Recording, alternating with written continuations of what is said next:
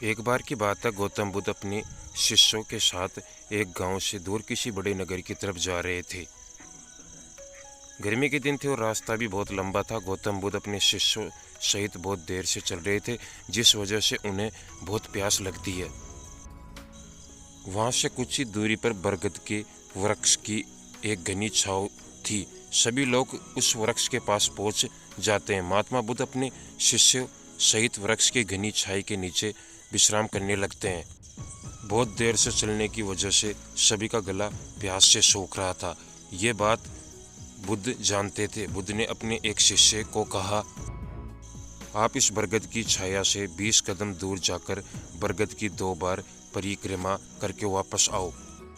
शिष्य वैसा ही करता है जैसा बुद्ध गौतम ने बताया। परिक्रमा करने के बाद जब शिष्य महात्मा बुद्ध के पास आया तो महात्मा बुद्ध बोले कि क्या आपको किसी ठंडी हवा का अनुभव हुआ था? शिष्य बोला, हाँ महात्मा बुद्ध, उस उत्तर दिशा की तरफ से मुझे कुछ ठंडी हवा का अनुभव हुआ था। शिष्य की यह बात सुन महात्मा बुद्ध शिष्य से तुरंत बोले कि उसी दिशा में चले जाओ, जरूर वहां से कुछ ही दूर पर एक तालाब अवश्य मिलेगा। उस तालाब से सबके लिए पानी ले आओ। शिष्य उसी दिशा में जब कुछ दूर जाता है तो वहां सच में एक तालाब होता है। तालाब देखकर शिष्य बहुत प्रसन्न होता है और तालाब के निकट जाकर जैसे तालाब से पानी बनने वाला होता है, तभी शिष्य की नज़र वहाँ दूर तालाब में कपड़े धो रही कुछ स्त्री पर जाती है। यह देख शिष्य मन में सोचता है कि यह पानी तो गंदा हो गया है, लेकिन जब शिष्य ध्यान से तालाब के पानी को देखता है कि अभी भी तालाब का कुछ पानी साफ है। इतने में 2 बैलगाड़ी जोर से तालाब के किनारे से होती हुई निकल जाती है। बैलगाड़ी के पहिए तालाब की मिट्टी के ऊपर इतनी जोर से निकलते हैं कि तालाब के नीचे बैठी बहुत सारी मिट्टी तालाब के ऊपर आ जाती है, जिससे वजह से तालाब का बचा हुआ पानी भी गंदा हो जाता है। ये देखकर शिष्य बिना पानी के लिए क्रोध में महात्मा बुद्ध के पास वापस चला जाता है। शिष्य बड़े ही निराशा भाव से महात्मा बुद्ध को सब बताता है। शिष्य की बातें सुनकर सभी शिष्य बोलते हैं कि हमें तुरंत यहाँ से निकलना चाहिए, किसी दूसरी जगह पानी की खोज करनी चाहिए, वरना प्यास के मारे जान निकल जाएगी। इधर महात्मा बुद्ध सभी को शांत होने के लिए कहते हैं और बोलते हैं कि धीरज रखो, कुछ देर यहाँ ही बैठो, उचित समय आने तक संयम बनाए रखो। सभी महात्मा बुद्ध की बात सुनकर शांत हो जाते हैं और वहीं बैठ जाते हैं। कुछ समय बीत जाने के बाद महात्मा बुद्ध फिर से अपने शिष्य को उसी तालाब से पानी लाने के लिए कहते हैं। शिष्य बिना कोई सवाल किए उसी तालाब से पानी लेने के लिए फिर से चला जाता है। तालाब की हालत देखकर शिष्य को यकीन नहीं होता। तालाब का पानी पूरी तरह से साफ होता है। यह देखकर शिष्य बहुत खुश होता है और पानी भरकर महात्मा बुद्ध के पास जाता है। सभी पानी पीकर अपनी प्यास बुझाते हैं, लेकिन अभी भी सबके मन में एक सवाल चल रहा था, आखिर ये चमत्कार हुआ कैसे? तालाब का सब पानी तो गंदा था। उन्हें लगा कि जरूर ये महात्मा बुद्ध की शक्ति है। इनमें एक शिष्य ने यह सवाल महात्मा बुद्ध से पूछ ही लिया कि ये चमत्कार आपने कैसे किया? शिष्य को जवाब देते हुए महात्मा बुद्ध बोले कि यह कोई चमत्कार नहीं है, ये आपके सब्र का फल है। ये फल है आपके सब्र बनाए रखते हुए उचित समय के इंतजार का। जितनी देर हम सब लोगों ने सब्र किया, उतनी देर तक तालाब के पानी के ऊपर तैर रहे सभी गंदे तत्व और मिट्टी के तालाब के पानी के नीचे बैठ रहे थे।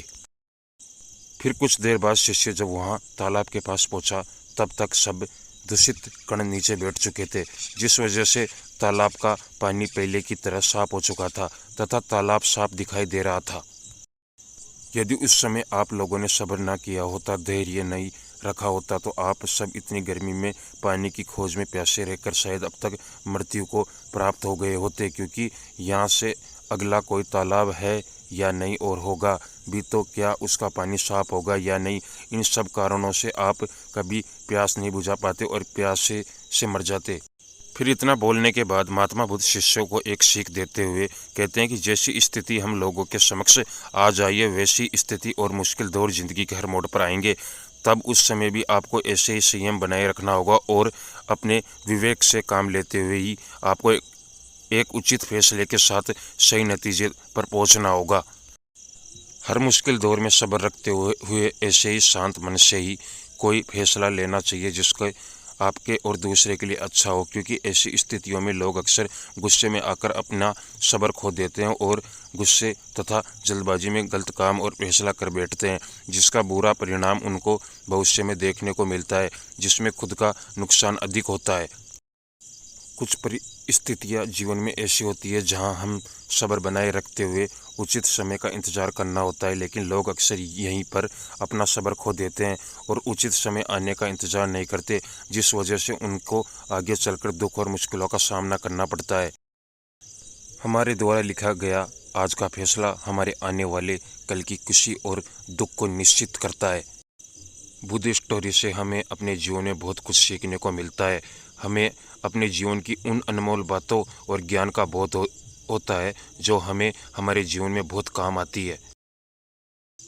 अक्सर इंसान ज़िंदगी में आने वाली परेशानियों के बारे सुनकर बहुत परेशान हो जाता है, तो ऐसे में हमें ऐसी बुद्ध स्टोरी से बहुत कुछ ज्ञानवर्धक बातें सीखने को मिलती है जो जीवन की मुश्किलों का सामना करने की ताकत देती है।